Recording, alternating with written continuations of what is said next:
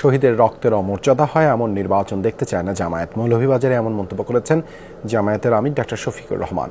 কাজু, পেস্তা, আমন্ড এবং সুগন্ধি চিনিগুড়া চালের এক দারুণ কম্বিনেশনে তৈরি ইফাত রসুই ক্ষীর মিক্স। দুপুরে কুলাউড়ায় পেশাজীবীদের সাথে মত বিনিময় সভায় কথা বলেন তিনি। এ সময় সবার সাথে ঈদের শুভেচ্ছা বিনিময় করেন ডাক্তার শফিকুর রহমান। আমির বলেন, বাংলাদেশের নির্বাচনে অন্য কোনো দেশের হস্তক্ষেপ আশা করেন না তিনি। সভায় উপস্থিত ছিলেন জামায়াতের সহকারী সেক্রেটারি জেনারেল এহসানুল মাহবুব জুবায়ের সহ জামায়াতের স্থানীয় নেতাকর্মীবৃন্দ।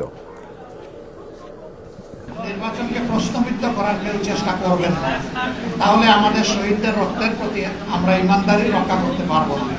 আমাদের শহীদদের রক্তের অমর্যাদা হয় এমন কোনো নির্বাচন আমরা দেখি